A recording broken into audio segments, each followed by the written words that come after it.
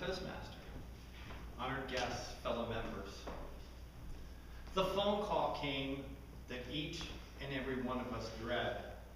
The voice on the other side of the line said, the tests have come in, and unfortunately, the cancer has spread. My suggestion to you is to put your affairs in order, because you may only have a few weeks to live. Our human reaction to such an event is varied, from disbelief and anger to acceptance and sorrow. But one thing all of us have in common when we face death is begin to reflect upon our lives. The should-haves and would-haves, the regrets and mistakes.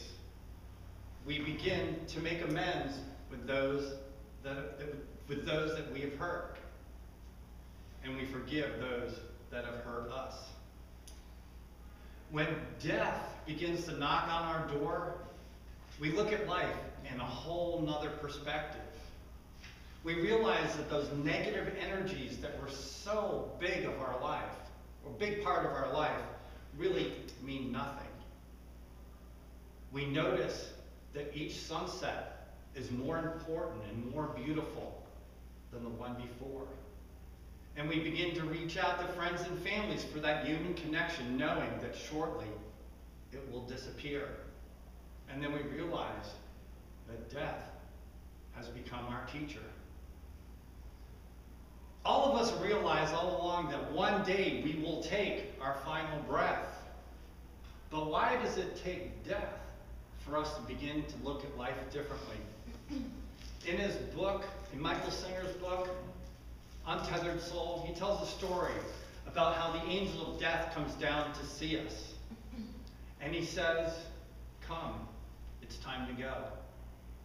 But we say to death, no, I'm not ready. You were supposed to give me a warning. How am I supposed to know how I'm going to spend my final few weeks? And the angel says, I've given you 52 weeks in the last year alone. What did you do with those? This short little story really brings home the truth that many of us, including myself, do not live our life to the fullest. We worry so much about all the little things that are going on around us. We judge, we label. At no time has anybody ever said on their deathbed, I wish I would have put more time in at work. The possessions no longer matter. The awards and conquests are meaningless.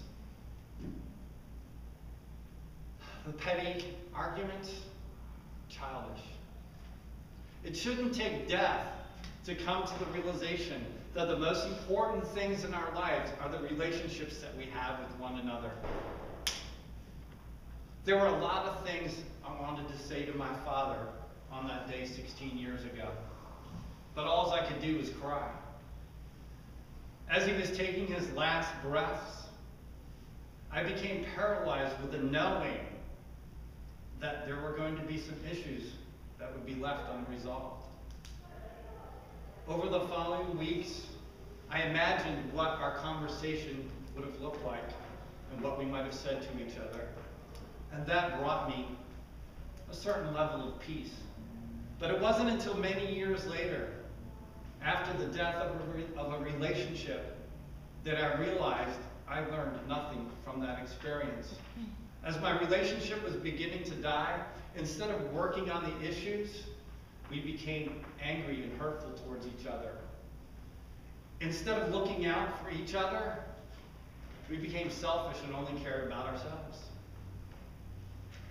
We let the mindless chatter of the ego tear us apart instead of remembering that we are one. So today, I have a challenge for all of us. I challenge us to make death, in whatever form it comes to us, as our greatest teacher. If a life event or an experience begins to bubble up inside of us, think for a moment, if I'm on my deathbed, would this really matter? Look at the concept of death as your guiding thought. If one day you're watching the football game and the phone rings and it's a friend and they want to talk, turn off the television. The game means nothing, but tomorrow your friend may not be around. If someone blows the horn at you because you didn't go the second the light turned green, don't flip them the bird. They may be having a bad day, or they may just be impatient and they don't have the same teacher as you. If you're having an argument with a friend or a loved one, does it really matter if you win that argument? Or will death teach us that the outcome of that discussion is meaningless?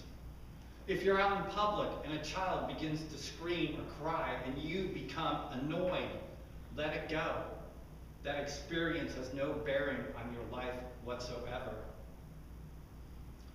There's an old Indian proverb that says, when you were born, you cried and the world rejoiced. Live your life as if on the day you die, the world cries and you rejoice.